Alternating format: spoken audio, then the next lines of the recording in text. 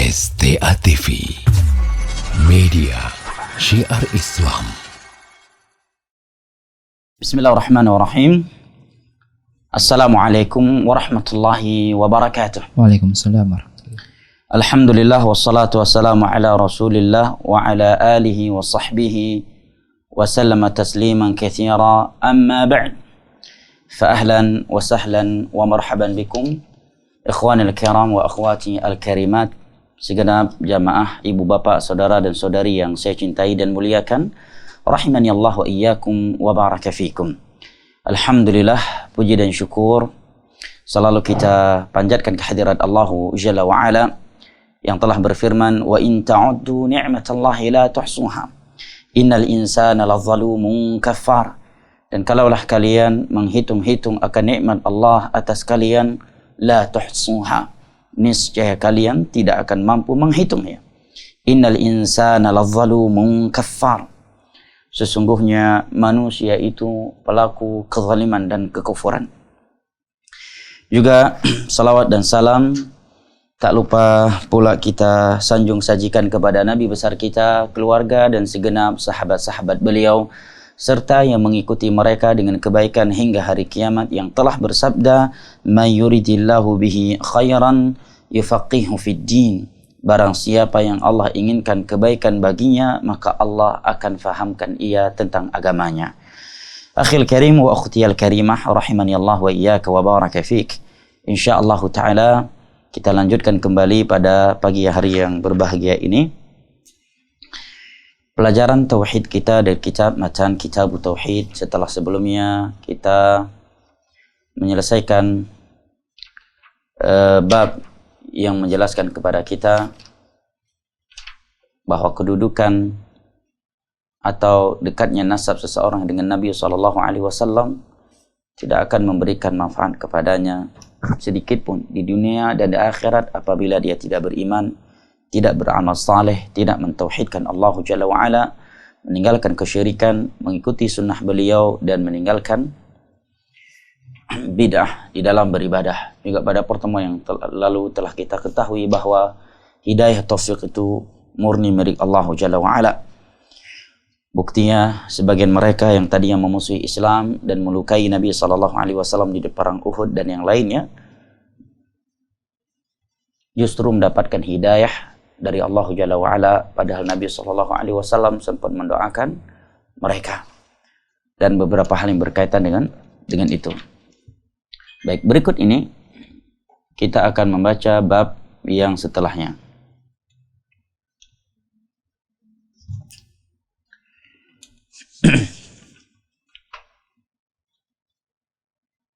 Yaitu bab yang ke-15 ya. Baik, di dalam bab yang ke-15 ini penulis rahimahullah ta'ala menyebutkan satu ayat dan dua hadis Nabi SAW. Dari satu dan dua hadis Nabi SAW ini, penulis akan menjelaskan kepada kita bahwa hanya Allah Jalla wa'ala semata yang berhak diibadahi. Adapun selainnya, maka tiada yang boleh diibadahi selain Allah Jalla wa'ala. Ya, selain Allah Jalla wa'ala tidak ada yang boleh diibadahi sedikit pun dengan ibadah apapun. Apakah dengan ibadah doa, sembelihan, hewan ataukah yang lainnya. Baik mereka para malaikat, para nabi, para rasul, para wali, apalagi mereka yang sifatnya di bawah para malaikat dan nabi, para nabi. Ayat yang pertama ada dalil yang pertama adalah ayat yang ke-23 dari surat An-Saba. Di mana Allah Jalla wa Ala berfirman, hatta idza fuzzi'a an qulubihim qalu madza qala rabbukum qalu al-haqqa wa huwal 'aliyyul kabir. Tatkala para malaikat telah bangun dari rasa ketakutan mereka, dari rasa takut mereka, dalam hadis disebutkan mereka tersungkur sebelumnya karena mendengar suara firman Allah Jalla wa'ala kepada malaikat Jibril alaihi salam. Setelah mereka bangun dari pingsan atau setelah hilang rasa takut dari hati mereka, maka mereka saling berkata, saling bertanya di antara mereka, "Madza qala rabbukum?" Apa yang telah Allah Jalla wa Ala firmankan? Karena wahyu yang Allah Jalla wa Ala firmankan itu hanya Allah Jalla wa Ala sampaikan kepada Jibril alaihi salam, dan setelah itu Jibril alaihi salam akan menyampaikannya kepada para nabi dan para rasul yang Allah Jalla wa Ala inginkan. Maka mereka menjawab, qaulul haq. Yang Allah Jalla wa Ala firmankan adalah al-haq. Firman yang hak. Ya. Maknanya kata Syekh Muhammad bin Shalih Al-Utsaimin, anna Allah qala al-haq qala al-qaul al-haq li'annahu subhanahu huwa al-haq. Wa Allah Jalla wa Ala mengucapkan, memfirmankan firman-Nya yang penuh kebenaran karena Allah Jalla wa Ala yang maha benar, wala yasduru anhu illa al-haq. Tiada yang datang dari Allah Jalla wa Ala kecuali murni kebenaran. Ya. Makanya sungguh buruk adab seseorang tatkala berani mengomentari syariat Allah Jalla wa Ala. Kalau kita melihat komentar dan pandangan sebagian orang terhadap syariat Allah Jalla wa Ala yang ada di dalam Al-Quranul Karim dan sunnah Nabi sallallahu alaihi wasallam, apakah itu berupa perintah yang harus dilaksanakan, berupa larangan yang harus ditinggalkan, berupa kabar-kabar gaib yang akan datang, atau berita-berita tentang umat terdahulu yang harus diimani dan dibenarkan. Sebagian orang mengomentari dan menanggapinya dengan tanggapan dan komentar yang mengesankan bahwa dia lebih maha benar daripada Allah Jalla wa Ala, bahwa dia lebih maha hikmah daripada Allah, bahwa dia lebih tahu daripada Allah, bahwa dia lebih maha penyayang kepada manusia ini daripada Allah Subhanahu wa taala. Itu yang kita lihat dari komentar dan pandangan sebagian orang terhadap hukum-hukum Allah Jalla wa Ala. Adapun mereka yang mengenal keagungan Allah, yang mengetahui nama-nama dan sifat-sifat Allah Jalla wa Ala yang maha sempurna, maka mereka tidak akan memberikan komentar atau tanggapan terhadap hukum-hukum Allah Jalla wa Ala kecuali dengan sami'na wa ata'na. Mereka tidak akan mengeluarkan tanggapan dan komentar yang mengesankan bahwa mereka lebih berilmu dari Allah, bahwa mereka lebih hikmah daripada Allah, dan bahwa mereka lebih banyak dari Allah. Karena memang Allah wal haq. Allah lah yang al-alim, al-hakim, al-rahim, al-rahman. Maka yang mudah bagi mereka mengatakan sami'na wa ata'na, karena Allah lebih penyayang terhadap kita daripada kita sendiri terhadap diri kita. Allah lebih tahu tentang kebaikan dan kejelekan terhadap diri kita daripada diri kita sendiri. Dan Allah lebih hikmah dalam mengatur kita, lebih penyayang dalam mengatur kita daripada kita sendiri. Makanya mudah bagi mereka yang mengenal Allah, yang mengenal nama-namanya yang maha tinggi dan sifat-sifatnya yang maha mulia, untuk mengatakan sami'na wa ata'na dan tunduk kepada hukumnya. Berbeda dengan mereka yang tidak mengenal Allah, yang tidak mengenal nama-nama Allah yang maha indah dan sifat-sifatnya yang maha tinggi, sehingga mereka terkadang kita lihat memberikan komentar dan tanggapan terhadap hukum-hukum Allah Jalla wa Ala dengan komentar dan tanggapan yang mengesankan bahwa dia lebih maha hikmah daripada Allah dan seterusnya. Para malaikat saja ketika ditanyakan oleh sebagian malaikat yang lainnya apa yang barusan Allah Jalla wa Ala firmankan, maka seketika itu walaupun mereka belum mengetahui persisnya apa yang Allah sebutkan kepada Jibril, tetapi karena tahu itu Allah yang telah berfirman, itu adalah suara firman Allah Jalla wa Ala, maka mereka langsung mengatakan al-qaul al-haq. Pasti ucapan yang penuh kebenaran, yang murni kebenaran. Wala yaqulu wala yaf'al illa al-haq, karena Allah maha hak. Maka tiada ucapan atau perbuatan yang Allah lakukan kecuali murni al-haq. Allah maha hak pada firman, ya, pada kabar dan pada hukum-hukum yang ia terapkan. Wa huwal aliyyul kabir, dan ia maha tinggi. maha tinggi zatnya, maha tinggi sifatnya, dan maha tinggi kekuasaannya. Al-Kabir, yang maha besar, ya, Dzul Kibriya, memiliki keagungan, ya, dan Allah maha besar zatnya, maha besar kekuasaannya. Tiada yang lebih besar dari Allahu Jalla wa Ala. Baik, ikhwan al-kiram wa akhwati al-karimat, rahimani Allah wa iyyakum wa baraka fikum. Kita bacakan dalil berikutnya yang beliau sebutkan. Setelah itu insyaallah taala akan kita berikan catatan dan beberapa penjelasan untuk dalil-dalil yang beliau sebutkan ini. Kata penulis, fi sahihi an Abi Hurairah radhiyallahu anhu anin Nabiy sallallahu alaihi wasallam qala: "Idza qada Allahu al-amra fis sama' darabatil malaikatu bi ajnihatiha khuda'anan liqaulih." Tatkala Allah Jalla wa Ala telah telah berfirman dengan suatu firman-Nya di langit, maka para malaikat menggepakkan sayap-sayap mereka sebagai bentuk ketundukan, kepatuhan mereka terhadap firman yang Allah Jalla wa Ala firmankan. Nah, ka'annahu silsilatun ala safwanin yanfadhuhum dzalik. Suara firman Allah Jalla wa Ala yang terdengar oleh mereka itu seperti besi yang diseret di atas batu yang halus, atau tajam. Yanfudhuhum dzalik. Demikian suara firman Allah Jalla wa Ala yang sampai kepada mereka para malaikat. Sehingga kata Nabi SAW, hatta idza fuzzi'a an qulubihim qalu madza qala rabbukum.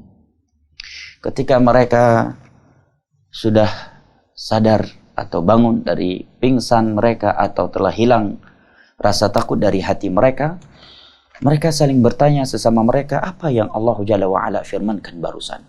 Maka mereka menjawab, qalul haqq wa huwal aliyyul kabir. Yang Allah Jalla wa Ala firmankan adalah kebenaran dan ia maha tinggi lagi maha besar. Kemudian Nabi SAW menyampaikan, fayasma'uha mustariqus sama', dan terkadang firman Allah Jalla wa Ala yang terdengar oleh para malaikat, kemudian mereka saling bertanya dan kemudian mereka diberitahukan, terkadang sempat dicuri dengar oleh jin pencari atau pencuri berita langit yang ada di antara malaikat, yang ada di antara sesama malaikat. Wa mustariqus sam' hakadha ba'dhuhu fawqa ba'd. Rawi yang meriwayatkan hadis ini, yakni Sufyan bin Uyainah, menyebutkan bahwa para pencuri berita langit dari kalangan jin, mereka mampu sampai ke langit untuk mencuri berita langit yang ada di antara para malaikat itu seperti ini dan seperti ini. Beliau baddada asabi'ahu, ya, beliau merenggangkan jari jemari tangannya. Beliau bentukkan mereka dari dunia sampai ke langit seperti ini bentuknya. Kemudian Nabi SAW mengatakan, fayasma'ul kalimata fayulqiha ila man tahtah. Terkadang berita langit yang ada di antara para malaikat penjaga langit sempat terdengar oleh syaitan, oleh jin. Kemudian jin tersebut menyampaikannya kepada jin yang ada di bawahnya. Kemudian jin yang di bawahnya itu menyampaikan hal tersebut kepada jin yang di bawahnya lagi. Dan seterusnya. Sampai berita tersebut kepada dukun atau tukang sihir yang ada di dunia ini. Farubbama adrakahu syihab qabla an yulqiha. Tapi seringnya sebelum mereka mendapatkan berita langit yang ada di antara para malaikat tersebut, mereka terkena lemparan bintang terlebih dahulu oleh malaikat penjaga langit sehingga tidak sempat mendengarnya. Warubbama alqaha qabla an yudrikaha fayakdzibu ma'aha mi'ata kadhibah. Tapi agar ada berita yang disampaikan kepada dukun, walaupun jin tidak mendapatkannya dari para malaikat karena sudah duluan dilempar dengan bintang oleh malaikat, maka dia menyampaikan berita dusta kepada jin yang di bawahnya. Jin yang di bawahnya juga menyampaikan berita dusta kepada jin yang di bawahnya. Sehingga kata Nabi SAW, setiap mereka menambahkan 100 kedustaan. Nah, fayuqal alaysa qad qala lana yawma kadza wa kadza kadza wa kadza, sehingga mereka memberikan berita dusta kepada yang di bawahnya, bukankah berita langit berkata akan terjadi ini dan itu dan sebagainya, sehingga kalimat tersebut sampai kepada dukun dalam keadaan kalimat tersebut sudah ditambahi 100 kedustaan di dalamnya. Kemudian dukun menyampaikan kepada pasien-pasiennya, kepada orang-orang lain, kalau dukun tidak menambahkan dengan kedustaan dari dirinya, tapi yang namanya dukun pasti menambahkan lagi dengan kedustaan yang ada dari dirinya. Kemudian dia sampaikan kepada manusia, dan manusia juga ada yang mempercayainya, ada yang tidak. Baik, dalil yang berikutnya yang beliau sebutkan adalah baik hadis di atas, hadis yang diriwayatkan oleh Imam Al-Bukhari ya, di dalam sahihnya dengan nomor 4800. Kemudian kata penulis, wa 'anin Nawas bin Sam'an radhiyallahu anhu qala Rasulullah sallallahu alaihi wasallam, dari Nawas bin Sam'an radhiyallahu anhu mengatakan, qala Rasulullah sallallahu alaihi wasallam, Rasulullah sallallahu alaihi wasallam pernah bersabda, idza arada Allah taala an yuhyiya bil amri takallama bil wahyi, apabila Allah Jalla wa'ala ingin mewahyukan suatu wahyu, maka Allah Jalla wa'ala takallama bil wahyi, berfirman dengan wahyu. Dan firman Allah itu tidak ada yang mampu membatasinya. Tidak ada yang mampu membatasi firman dan kalimat-kalimat Allah Jalla wa'ala.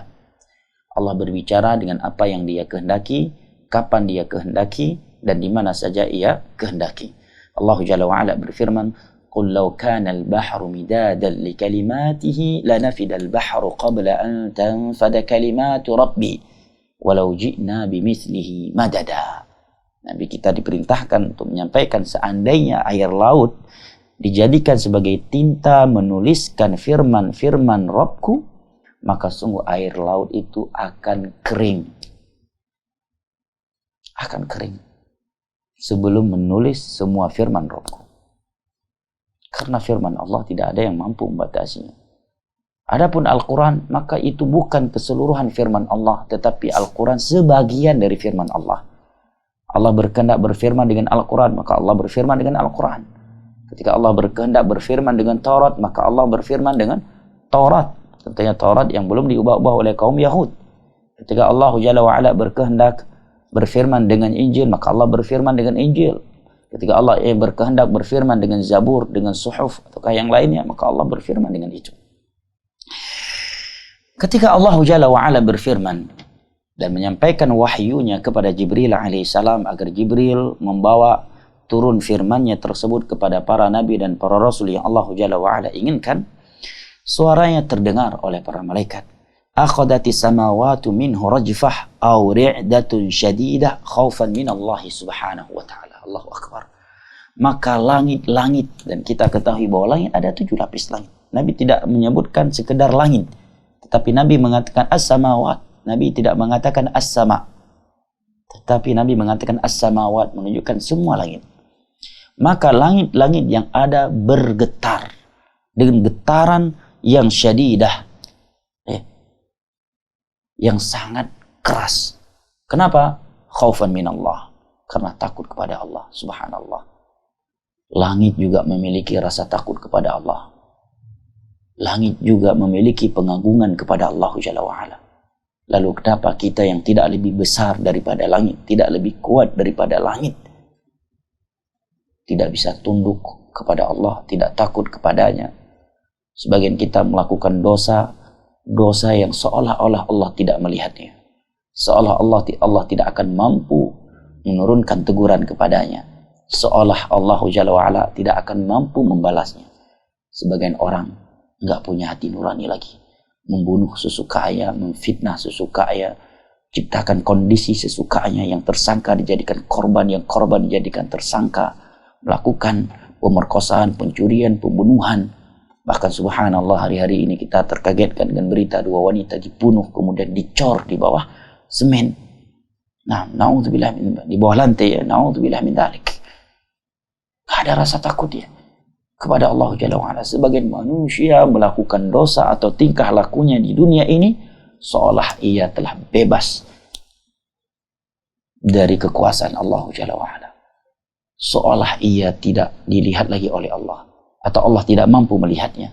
Seolah Allah tidak mampu menangkapnya, seolah Allah tidak mampu menurunkan musibah dan adab kepadanya, dan seolah dia bisa selamat dari adab, kemurkaan dan nerakanya Allah Jalla wa'ala. Nasallallahu alaihi wa afiyah. Lihatnya, langit yang begitu besar, yang begitu agung, yang begitu kuat, bergetar dengan getaran yang sangat kuat setiap kali Allah Jalla wa'ala berfirman di atas langit kepada Jibril alaihi salam.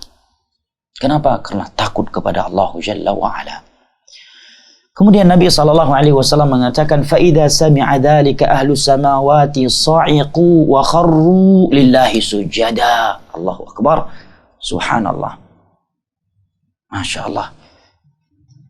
Tatkala para malaikat penduduk langit mendengar firman yang Allah Jalla wa'ala firmankan tersebut, mendengar suara firman ya Allah, maka mereka semua sa'iqu wa kharru lillahi sujada, jatuh pingsan dan tersukur sujud kepada Allah Jalla wa'ala.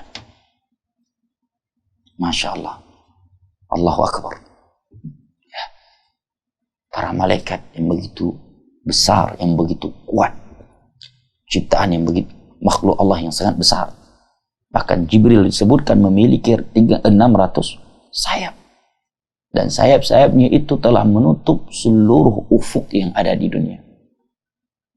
Nah, makhluk Allah yang sangat besar, yang sangat kuat, yang suci dari dosa, yang tidak pernah meninggalkan perintah Allah Jalla wa'ala dan melanggar larangannya. Tetapi ketika mereka mendengar suara firman Allah kepada Jibril alaihi salam, mereka jatuh pingsan dan jatuh tersungkur sujud kepada Allah Jalla wa'ala. La haula wa la quwwata illa billah.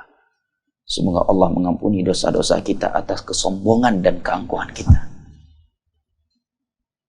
Kita dari sisi ciptaan tidak lebih kuat, tidak lebih besar, tidak lebih hebat daripada para malaikat. Nah, malaikat diberikan kekuatan yang luar biasa oleh Allah, lebih kuat daripada jin, lebih kuat daripada syaitan, mampu menggulung manusia ini dengan air laut, mampu menurunkan hujan dengan perintah dan izin dari Allah tentunya, mampu mengangkat gunung dan melemparkannya kepada manusia.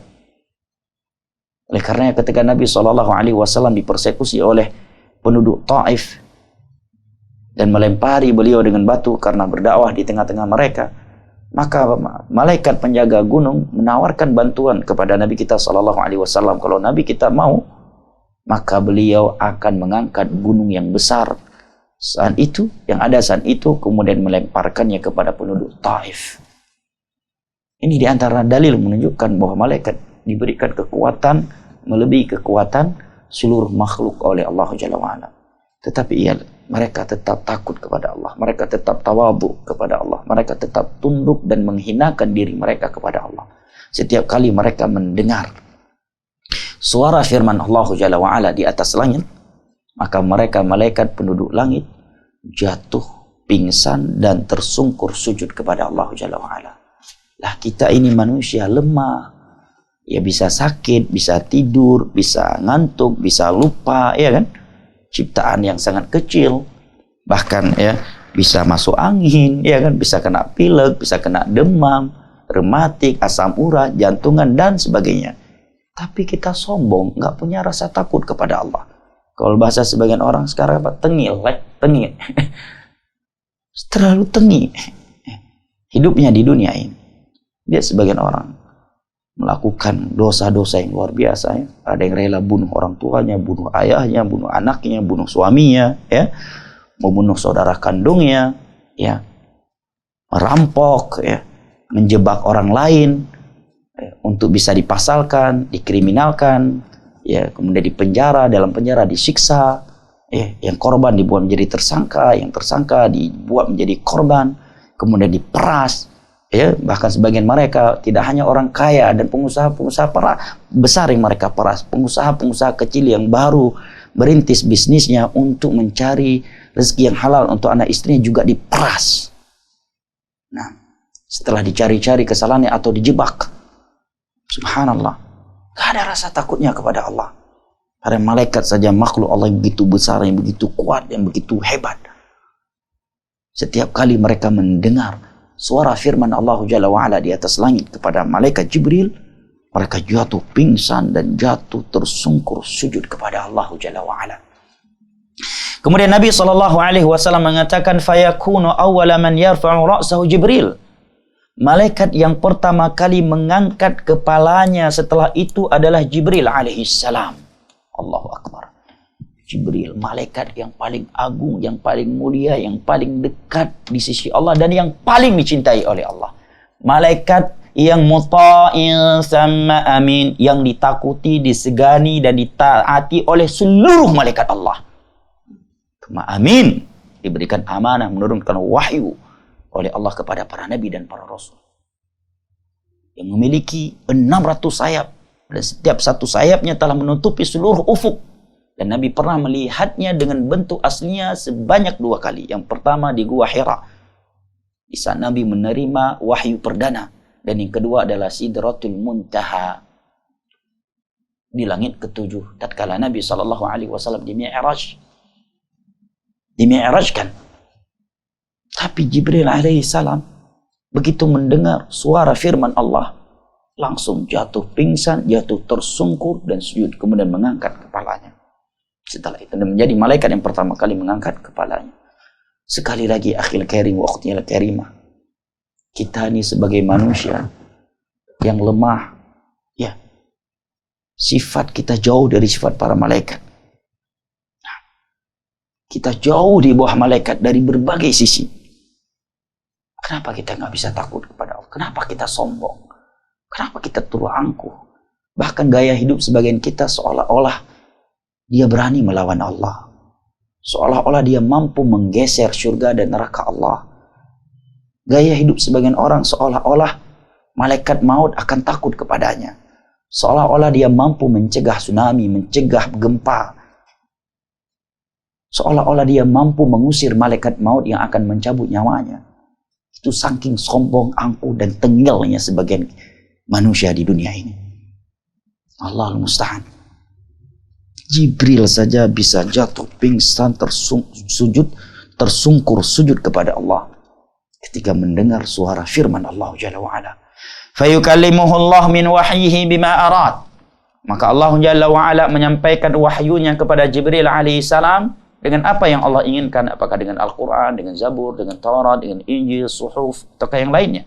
Tsumma yamurru Jibril 'alal malaikah. Kemudian Jibril alaihissalam ketika turun untuk menyampaikan wahyu itu kepada nabi dan rasul yang Allah inginkan di dunia, beliau melewati para malaikat yang ada di langit. Setiap kali beliau melewati satu langit, dan kita ketahui dari hadis-hadis yang sahih, langit memiliki 7 lapis. Dan setiap lapisan langit itu ada malaikat-malaikat khusus yang menjaganya dan beribadah kepada Allah di sana. Maka setiap kali beliau melewati satu langit, malaikat-malaikat yang ada di langit tersebut bertanya kepada Jibril, "Mada qala Rabbuna ya Jibril?" Wahai Jibril, apa yang telah Allah firmankan tadi? Menunjukkan mereka nggak tahu perkara gaib. Nah, sehingga mereka bertanya kepada Jibril, yang terdengar oleh mereka adalah suara. Dan Nabi SAW sebutkan di dalam hadis sebelumnya, seperti suara besi yang diseret ke batu yang halus dan tajam. Maka Jibril alaihissalam menjawab, Al-Haq wa huwal aliyyul kabir. Firman Allah adalah firman yang maha benar, dan ia maha tinggi lagi maha besar. Fayaquluna kulluhum mithla ma qala Jibril. Maka seluruh para malaikat mengucapkan, ya, mengatakan apa yang dikatakan oleh Jibril alaihissalam. Sehingga fayantahi Jibril bil wahyi ila haitsu amarahullah. Maka Jibril alaihissalam turun membawa wahyu yang Allah sampaikan tersebut kepada siapa saja yang Allah perintahkan dari kalangan para nabi dan para rasul. Baik ikhwanil kiram wa akhwati al-karimat rahimani Allah wa iyyakum wa baraka fikum. Tujuan Syekh Muhammad bin Abdul Wahhab At-Tamimi rahimahullah menyampaikan satu ayat dari surat Saba ayat ke-23 dan dua hadis Nabi SAW ini. Di dalam kitab Matan Kitab Tauhid ini, kitab yang menjelaskan kepada kita kewajiban mengesahkan Allah dalam rububiyah, uluhiyah dan nama-nama serta sifat-sifatnya, dan tidak boleh menyekutukannya baik dalam hal rububiyah, dalam peribadatan ataukah nama-nama dan sifat-sifatnya, adalah untuk menjelaskan kepada kita bahwa Allah itu maha sempurna, Allah maha agung, Allah maha agung. Karena keagungannya Allah, hanya dengan mendengar suara firman-Nya saja para malaikat jatuh pingsan dan tersungkur sujud kepadanya. Maka Allah satu-satunya yang berhak diibadahi. Karena yang memiliki sifat sempurna, maha sempurna, dialah yang berhak diibadahi semata. Maka selainnya tidak ada yang boleh diibadahi. Kenapa? Karena tiada yang maha sempurna seperti sempurnanya Allah, apalagi melebihi kesempurnaannya Allah Jalla wa'ala. Yang kedua, beliau menyebutkan keadaan para malaikat ketika mendengar suara firman Allah Jalla wa'ala. Mereka bisa jatuh, pingsan, dan tersungkur sujud kepada Allah. Maksudnya, kata para ulama, para malaikat dengan keagungan, kebesaran, kekuatan, dan kehebatan yang Allah ciptakan pada mereka bisa jatuh pingsan dan tersungkur sujud kepada Allah ketika mendengar suara firman Allah. Lalu kenapa mereka yang jauh di bawah malaikat sifatnya, kekuatannya, kesempurnaannya, atau kebaikannya, tidak bisa takut dan tunduk kepada Allah Jalla wa'ala? Yang ketiga, bahwa apabila malaikat yang begitu besar, yang begitu kuat, yang begitu hebat dengan apa yang Allah berikan kepada mereka, bisa jatuh tersungkur pingsan dan sujud kepada Allah ketika mendengar firman Allah Jalla wa'ala, berarti mereka masih makhluk, tidak berhak, tidak boleh dan tidak layak diibadahi selain Allah. Tidak layak seorang memalingkan ibadah kepada mereka, berdoa kepada mereka, minta syafaat kepada mereka, mengadu nasib kepada mereka. Kenapa? Karena mereka sendiri makhluk, mereka sendiri tunduk kepada Allah. Kenapa nggak langsung kepada yang menciptakan mereka? Kemudian yang berikutnya, kata para ulama, apabila para malaikat saja dengan kesempurnaan, dengan kekuatan dan kehebatan yang Allah berikan pada mereka, mereka tidak layak diibadahi selain Allah karena mereka masih sebagai makhluk yang penuh kekurangan, bahkan bisa jatuh pingsan dan jatuh tersungkur sujud kepada Allah setiap kali mereka mendengar suara firman Allah. Apalagi makhluk-makhluk yang jauh di bawah para malaikat, para wali, para wali majdzub, mereka lebih tidak layak untuk diibadahi selain Allah dengan ibadah penyembelihan hewan, dengan ibadah doa, ya, meminta syafaat kepada mereka, mengadu nasib kepada mereka, ya, menanyakan perkara gaib kepada mereka. Nah, ini maksud dari Syekh Muhammad bin Abdul Wahhab At-Tamimi An-Najdi rahimahullahu ta'ala dari menyebutkan dari ayat 23 dari surat Saba dan dua hadis Nabi SAW yang beliau sebutkan di sini. Wallahu ta'ala a'lam bishawab. Ini kesimpulan kajian kita pada hari ini. Lebih dan kurangnya saya mohon maaf apabila ada kritikan, masukan, atau hal lain yang telah masuk. Saya persilahkan untuk dibacakan. Jika tidak ada, maka kita cukupkan sampai di sini. Barakallahu fiikum. Baik, jazakallah khairan Ustaz atas penyampaian materinya. Sahabat pendengar Radio Syiar Tauhid Aceh, kita mungkin masuk ke sesi tanya jawab kita. Mungkin bagi sahabat yang ingin menyampaikan pertanyaan dapat mengirimkan melalui pesan WhatsApp di nomor 0852 1414 2314. Baik, kita bacakan pertanyaan yang sudah masuk, Ustaz. Mungkin ini di luar tema, Ustaz, tentang bab puasa. Assalamualaikum, Ustaz. Izin bertanya, apakah sah puasa sunnah seorang istri yang pada malam harinya lupa tidak izin terlebih dahulu kepada suaminya, Ustaz? Puasa sunnah, ya? Yes. Wallahu ta'ala a'lam bishawab. Wal ilmu indallah. Tentunya pertanyaan ini menunjukkan kepada kita bahwa saudari kita yang bertanya ini mengetahui hadis Nabi SAW yang berbunyi, la yahillu limra'atin an tasuma wa zawjuha syahid illa biiznih. Tidak halal bagi seorang wanita mukminah berpuasa dan suaminya ada di sisinya kecuali telah mendapatkan izinnya. Maksudnya puasa sunnah. Yang pertama, tidak diragukan dia telah melanggar hadis Nabi SAW ini. Yang kedua, insya Allah dia tidak berdosa karena dia tidak minta izin karena lupa, bukan karena gengsi dan ingin membangkang kepada suaminya. Ya. Dan kita tahu bahwa lupa salah satu dari penghalang seorang itu mendapatkan dosa atas pelanggaran agama yang ia lakukan. Yang ketiga, minta izin puasa sholat sunnah kepada suami oleh seorang wanita itu anjuran dan perintah dari Nabi sebagai adab dan pemuliaan dia kepada suami dan agar hak suami tertunaikan olehnya yang tidak mungkin dia tunaikan kalau dia sedang berpuasa, bukan sebagai syarat sahnya puasa. Maka puasa yang sah, tetapi kalau suaminya meminta kepadanya untuk membuka puasanya, maka lebih baik dia membuka karena suatu permintaan dari suami yang mengharuskan dia membuka puasanya. Karena membuka puasa sunnah di siang hari, walaupun dia masih mampu meneruskannya, itu bukanlah dosa.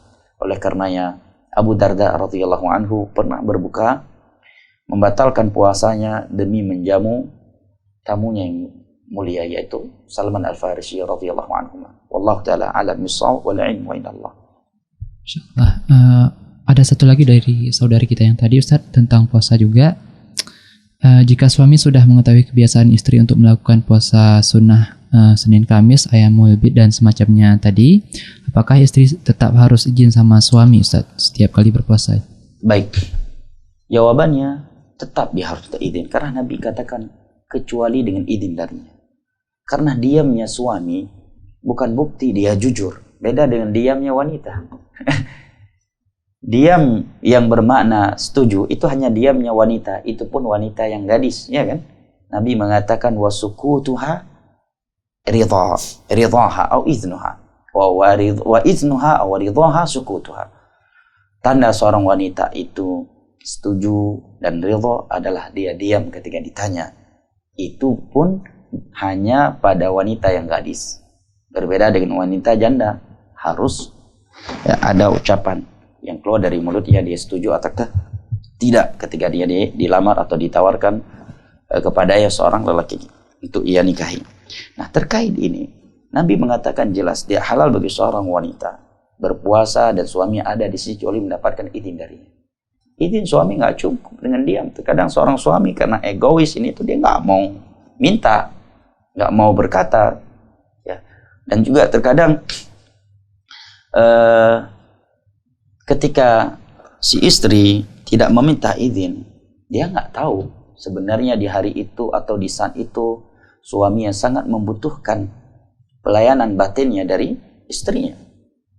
Dan emang suami ya, ini dimaklumi oleh kebanyakan kita yang telah menikah, kebutuhan yang sifatnya seperti itu. Ya, keumuman suami tidak memintanya dengan lisan. Ya, bahkan mungkin sebagian suami langsung hilang hasrat kepada istrinya hanya karena si istri yang kurang siap atau tidak paham bahwa suaminya itu sedang menginginkan nafkah batin darinya. Oleh karena ya Nabi SAW dalam bab ini memberikan perhatian khusus. Sebagian wanita mensepelekan hal ini. Padahal bab ini terkadang bisa menjadi sebab utama perceraian. Menjadi sebab utama seorang suami jatuh ke dalam zina, selingkuh, ya, ataukah poligami. Nah, terkadang berawal dari bab ini, ya, dari permasalahan ini. Kemudian masalah-masalah yang berikutnya yang datang setelah itu hanya sekedar ya, penambah. Sebabnya adalah itu terkadang menjadi sebab utama. Makanya sampai-sampai Nabi SAW mengatakan falta'ti wa in kanat 'ala tanur. Apabila seorang wanita sedang memasak di depan dapur, tanur itu dapur tradisional, ya. Ya, kalau dapur sekarang kan mudah, mematikannya mudah dan menghidupkannya juga mudah, ya. Kalau dapur tradisional orang Arab itu menghidupkannya sulit, dia sumur, ya, seperti sumur, kemudian dimasukkan kayu bakar di bawahnya, ya, menghidupkannya sulit dan mematikannya pun sulit. Tetapi kata Nabi, kalau suaminya memanggil dia ke tempat tidurnya dan dia sedang di depan dapur tanurnya, hendaknya dia langsung mendatangi suaminya itu. Menunjukkan bahwa ini bukan masalah sepele, ini hal yang penting. Karena bisa berakibat fatal jika hal seperti itu tidak diperhatikan oleh seorang istri untuk suaminya. Barakallahu fik. Allah hafadhak. Insyaallah, jazakallah khairan Ustaz. Kita masuk ke pertanyaan yang lainnya. Ada Abu Abdillah dari Kutaraja. Ustadz, apakah kemewahan harta yang telah kita punya selama ini, Ustadz, merupakan tanda dan sebab kita cinta dengan dunia, Ustadz? Dan apakah akhirnya kita tidak bisa menjadi hamba yang zuhud? Nah, Nabi SAW jelas mengatakan la ba'sa bil ghina ma'a taqwallah, atau kama qala sallallahu alaihi wasallam. Tidak mengapa seorang hidup kaya, dia mencari dunia selama dia bertakwa kepada Allah Jalla wa Ala. Islam bukanlah agama yang memuji orang miskin karena kemiskinannya. Islam bukanlah agama yang mencela orang kaya karena kekayaannya. Sebagaimana Islam tidak menuntut penganutnya untuk hidup miskin dan tidak melarang mereka untuk hidup kaya. Tetapi Islam hanya meminta apabila seorang itu diberikan kekayaan oleh Allah agar tetap bersyukur kepadanya. Jangan justru lupa dengan Allah, kemudian mulai melanggar larangan-larangan Allah. Sebagaimana Islam meminta dan menuntut kepada penganutnya yang diuji dengan kemiskinan agar tetap sabar dan tidak boleh dengki kepada orang kaya. Nah, tidak lebih dari itu. Barakallahu fikum. Wallahu ta'ala alam bisawwal ilmu indallah. Para sahabat Nabi ada yang kaya, ada yang miskin. Yang miskin tidak menuduh yang enggak kepada orang kaya, tidak iri kepada mereka. Mereka tetap ridho dengan kondisi yang Allah berikan kepada mereka dan bersabar di atasnya. Yang kaya juga demikian. Mereka bersyukur kepada Allah dan mereka tidak sombong kepada orang-orang miskin, tidak tengil, bahasa sebagian orang. Allahul musta'an, ya. Macam halal saja harta ayahnya katanya. Allahul musta'an. Nah, barakallahu fiik. Masya Allah. Mungkin kita ke pertanyaan berikutnya, masih tentang puasa, Ustaz. Mungkin ini akan menjadi pertanyaan terakhir kita di kesempatan ini, Ustaz. Baik. Semoga Allah menjaga Ustaz, keluarga dan kaum muslimin seluruhnya. Ustaz, maaf bertanya di luar tema. Jika seorang punya hutang puasa nazar yang pernah dia niatkan, misalnya 4 hari, karena puasa yang dinazarkan termasuk wajib ya Ustaz, bolehkah puasa yang dinazarkan ini digabung saat puasa Ramadan nanti? Insyaallah. Sehemat itukah Anda dengan Allah Subhanahu wa taala? Kita ini kalau semua Allah maunya pakai hemat terus ya. Tapi kalau dari Allah untuk kita maunya sempurna dan banyak. Jawabannya barakallahu fik. Jawaban yang pertama, para ulama ingatkan di antaranya Syekh Muhammad bin Shalih Al-Utsaimin bahwa nazar itu tidak terakad kecuali ia telah mengucapkannya. Kalau baru sekadar berkeinginan, berniat, itu belum dikatakan nazar. Ya, kalau dia sudah mengucapkannya baru terakad nazarnya. Apabila dia telah melakukan nazar, maka dia wajib menunaikan nazarnya. Kalau dia ingin membatalkan nadarnya karena melihat kayaknya nggak sanggup deh, atau kayaknya ada hal yang lebih maslahat, boleh dengan syarat bayar kafarah. Apa kafarahnya? Kafarahnya adalah memberikan makan kepada 10 orang miskin, memberikan pakaian kepada seorang miskin, atau memerdekakan seorang budak. Apabila salah satu dari 3 hal ini tidak mampu ia lakukan, maka ia harus berpuasa 3 hari. Berikutnya, tidak boleh menggabungkan puasa nazar dengan puasa Ramadan. Kenapa? Karena kedua-duanya amalan yang wajib, ya, diperintahkan secara terpisah. Maka para ulama dalam kaidah fikih ketika membahas hukum menggabungkan niat untuk beberapa amalan, mereka sebutkan syarat-syarat yang diantaranya tidak boleh antara wajib dengan yang wajib. Barakallahu fikum. Allah hafadzak.